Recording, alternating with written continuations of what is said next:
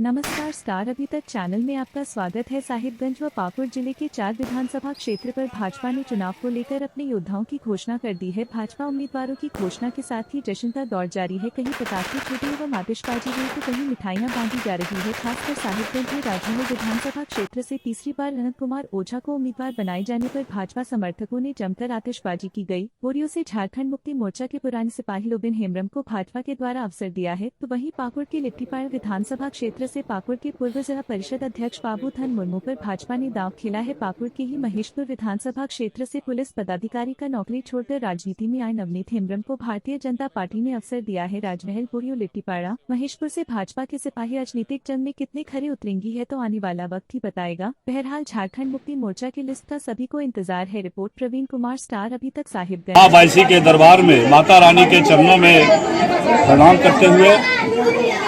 और ऐसे हजारों माताएं जिनके आशीर्वाद से यह अवसर आया है, तो उनको प्रणाम करते हुए भारतीय जनता पार्टी के हमारे आदरणीय देश के यशस्वी प्रधानमंत्री श्री नरेंद्र भाई मोदी जी, आदरणीय राष्ट्रीय अध्यक्ष श्री जेपी नड्डा जी, आदरणीय गृह मंत्री श्री अमित शाह जी, आदरणीय प्रदेश अध्यक्ष श्री बाबूलाल मरांडी जी, आदरणीय राष्ट्रीय संगठन महामंत्री श्री बीएल संतोष जी, हमारे राज्य के चुनाव प्रभारी आदरणीय श्री शिवराज सिंह चौहान जी, आदरणीय सह चुनाव प्रभारी श्री हेमंता बिश्व शर्मा जी, हमारे संगठन प्रभारी श्री लक्ष्मीकांत जी, आदरणीय हमारे प्रदेश क्षेत्रीय संगठन महामंत्री श्री नागेंद्र जी, हमारे प्रदेश महामंत्री संगठन श्री करमवीर जी और पार्टी के सभी राष्ट्रीय और प्रदेश नेतृत्व के प्रति आभार व्यक्त करते हैं कि उन्होंने एक बार मुझे राजमहल विधानसभा क्षेत्र वासियों को के सपनों को पूरा करने के लिए एक बार और पार्टी के कार्यकर्ता के नाते मुझे अवसर प्रदान किया है। साथ ही भारतीय जनता पार्टी के इस विधानसभा क्षेत्र में रहने वाले वैसे हजारों कार्यकर्ता जिन्होंने भारतीय जनता पार्टी की लोकतांत्रिक पद्धति में हम दूसरों से अलग की जो बात कहते हैं, आज उसको परिलक्षित करने का काम हमारे हजारों कार्यकर्ताओं ने किया है कि जब लोकतांत्रिक तरीके से पार्टी का शीर्ष नेतृत्व ने कार्यकर्ता के विषय कौन बनेगा उसकी राय जानने का प्रयास किया, तो कार्यकर्ताओं ने जो विश्वास किया उनके प्रति मैं आभार व्यक्त करता हूं। और उससे भी आगे इस विधानसभा क्षेत्र के रहने वाले हमारे सभी जो जनगण है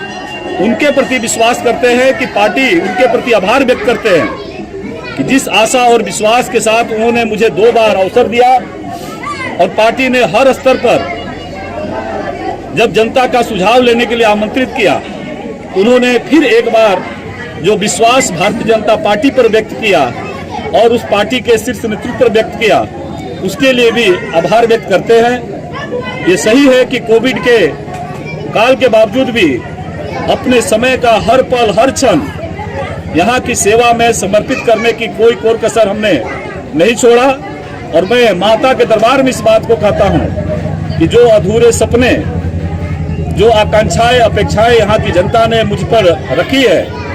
वह विकास के माध्यम से, जैसे मैंने अतीत में हर एक सपना को पूरा करने के लिए महत्तम अपनी पराकाष्ठा को पार किया,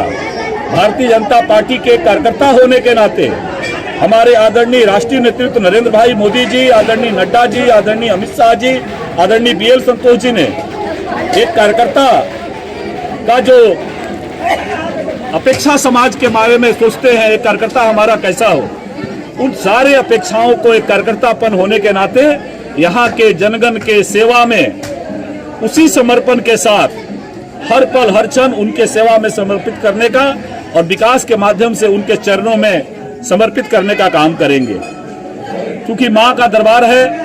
और जैसे मैंने पूर्व में अतीत में मैंने जो बातें कही थी, लगभग हर सपने को हमने पूरा करने का काम किया। उसी तरह से राजमहल वासियों के सपने को जो बरसों बरसों तक चले गए थे जो लोग,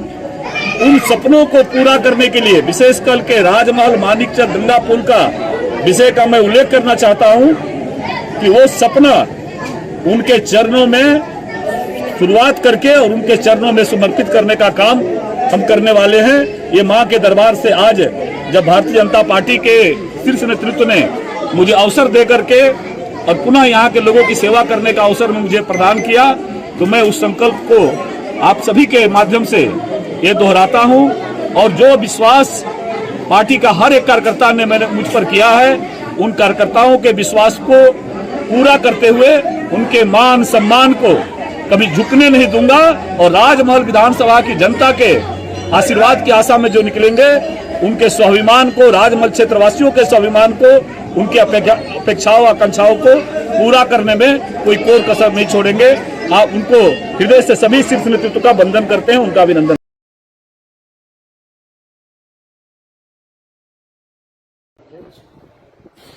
30 अप्रैल को मन की बात प्रधानमंत्री नरेंद्र मोदी मन की बात करते हैं। जब मैं सेवा में था और कभी मैंने सपने भी नहीं सोचा था कि मैं कभी इस अब पुलिस सेवा को छोड़कर मैं राजनीति में क्षेत्र में जाऊंगा। लेकिन लगभग 6 साल मैंने वहां गुजारा। एक पुलिस अधिकारी के रूप में मैंने सेवा दी और लोगों का विश्वास और जो स्नेह, अपार प्रेम और स्नेह जो मुझे मिला महेशपुर में, और उनकी इच्छा थी, उनकी जो भावना थी कि आप जैसे व्यक्ति अगर हमारे